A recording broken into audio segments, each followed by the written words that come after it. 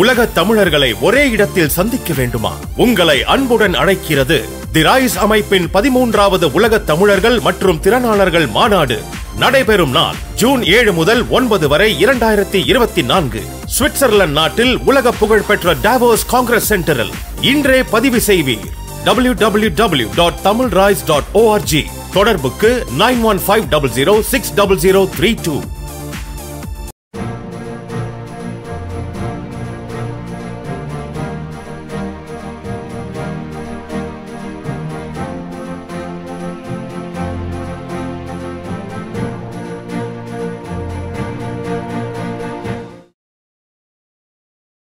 பராசக்தி வெளிவந்த பின் யார் இந்த சிவாஜி கணேசன் என்ற கேள்வி 4 திசைகளிலும் எதிரொலித்தது.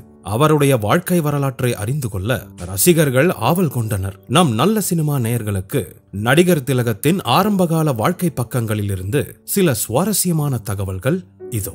சிவாஜி கணேசனின் பூர்வீகம் தஞ்சை மாவட்டத்தில் உள்ள வேட்டைத்திடல் என்ற ஒரு செழிப்பான கிராமம். தந்தை சின்னையா மன்றாயர், தாயார் ராஜாமணி அம்மாள். சிவாஜியின் தாத்தா, அதாவது ராஜாமணி அம்மாளின் தந்தை சின்னசாமி காளிங்கராயர் ரயில்வே அதிகாரியாக பதவி வகித்தார். திருச்சி மதுரை பகுதியில் ரயில் பாதை போடப்பட்ட போது அதற்கு அவர் பொறுப்பாக இருந்தார். சிவாஜியின் தந்தை சின்னையா மன்றாயர் அதிகம் படிக்காதவர், ஆயினும் ஒரு மிராசுதார்.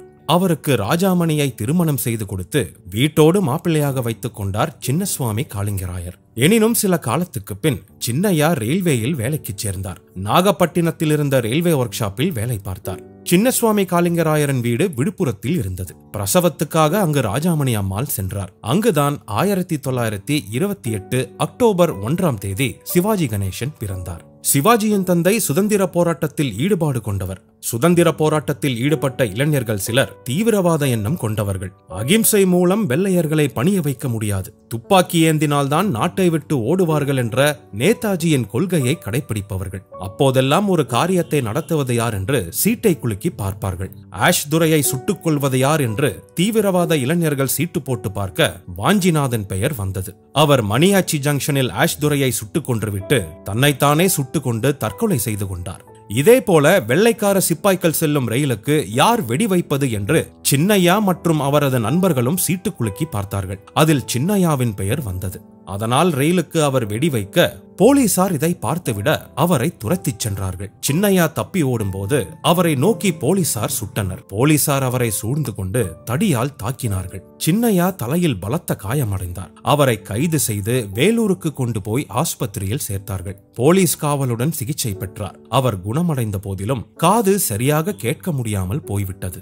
சின்னையா மன்றாயர் கைது செய்யப்பட்ட அதே நாளில்தான் நம் நடிகர் திலகம் சிவாஜி பிறந்தார். ரயிலுக்கு வெடி வைத்ததாக சின்னையா மீது வழக்கு தொடரப்பட்டது. அதில் அவருக்கு 7 ஆண்டு ஜெயில் தண்டனை விதிக்கப்பட்டது. மருமகன் ஜெயிலுக்கு போய்விட்டாரே என்று சிவாஜியின் தாத்தா மனம் நொந்தார். சில காலத்துக்கு பின் அவர் மரணமடைந்தார். சிவாஜிக்கு திருஞான சம்பந்தமூர்த்தி, கனக சபாநாதன், தங்கவேலன் என்று 3 அண்ணன்கள். சிவாஜிக்கு சூட்டப்பட்ட பெயர் கணேசமூர்த்தி. சிவாஜியின் தாத்தா இறந்து போன பிறகு ராஜாமணி அம்மாள் குடும்பத்துடன் திருச்சிக்கு குடியேறினார். திருச்சி அருகே பொன்மலைக்கு பக்கத்தில் உள்ள சங்கிலியாண்டிபுரத்தில் ராஜாமணி அம்மாள் குடும்பத்துக்கு ஒரு சொந்த வீடு இருந்தது. சிவாஜி கணேசன் வளர்ந்தது, நாடக நடிகரானது, சினிமா உலகில் தடம் பதித்தது எல்லாமே இந்த வீட்டில் வசித்த போதுதான்.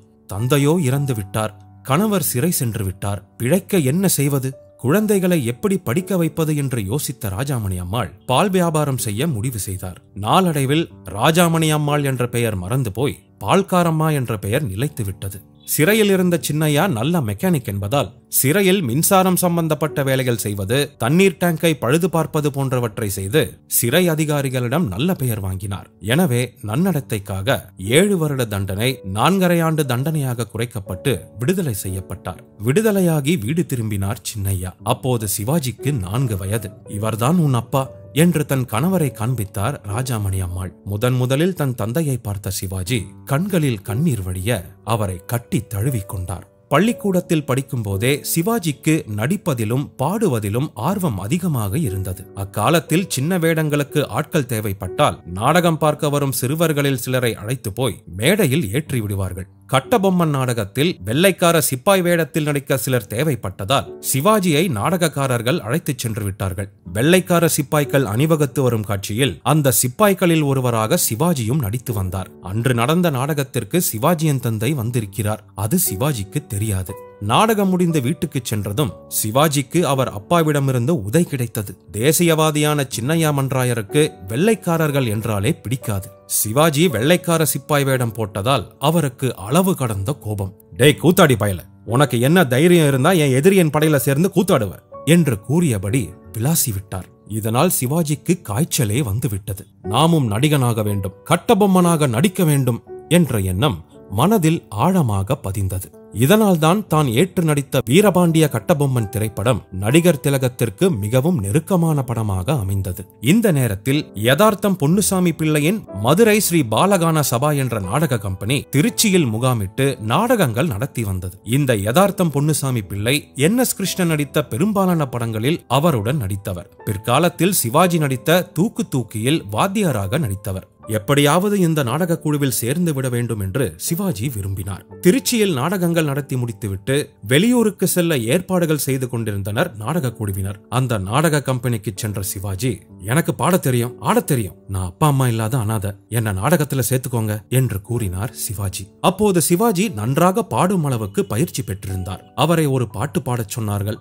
அவரும் பாடி காண்பித்தார். நாடக கம்பெனிக்காரர்களுக்கு அது பிடித்து போய்விட உடனே சிவாஜியை சேர்த்து கொண்டார்கள். அப்போது அதே நாடக கம்பெனியில் காக்கா ராதாகிருஷ்ணனும் நடிகராக இருந்தார். அவர் சிவாஜியின் பக்கத்து வீட்டுக்காரர். சிவாஜியை பார்த்த அவருக்கு ஒரே ஆச்சரியம். கணேசா, இங்க எப்படி வந்த என்று கேட்டார். நான் வீட்டுக்கு தெரியாம இந்த கம்பெனில வந்து சேர்ந்துட்டேன், வெளியே யார்கிட்டயும் சொல்லிடாத என்று சிவாஜி கேட்டுக்கொண்டார். நாடக கம்பெனி திருச்சியிலிருந்து திண்டுக்கல்லுக்கு சென்று முகாமிட்டது. புதுசாக வந்து சேர்ந்த நடிகர்களுக்கு பயிற்சி அளிக்கும் வாத்தியாராக சின்ன பொன்னுசாமி படையாச்சி என்பவர் இருந்தார். இவர்தான் சிவாஜிக்கு குரு. சிவாஜி நடித்த முதல் நாடகம் ராமாயணம். அதில் அவர் போட்ட வேஷம் Sita.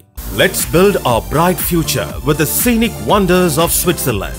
The RISE 13th Global Tamil Entrepreneurs and Professionals Summit from 7th to 9th June 2024 in Davos. Let's join with the global Tamils at the renowned Davos Congress Center. Register now at www.tamilrides.org. Contact us at 9150060032. நல்ல cinema நேயர்களுக்கு வணக்கம். நீங்க எங்களுக்கு தொடர்ந்து கொடுத்துட்டு வர ஆதரவுக்கு நெஞ்சார்ந்த நன்றிகளை தெரிவித்துக் கொள்கிறோம். ஒரு சின்ன வேண்டுகோள், நல்ல சினிமா சேனலை இதுவரைக்கும் சப்ஸ்கிரைப் பண்ணாதவங்க கீழே இருக்கிற சப்ஸ்கிரைப் பட்டனை பிரஸ் பண்ணி உடனே சப்ஸ்கிரைப் பண்ணிடுங்க. அதோட அந்த பெல் ஐக்கனையும் கிளிக் பண்ணிடுங்க. நாங்க வெளியிடுற வீடியோஸ் எல்லாம் உடனுக்குடன் உங்களுக்கு தெரிய வர அது ஹெல்ப்ஃபுல்லா இருக்கும். நன்றி.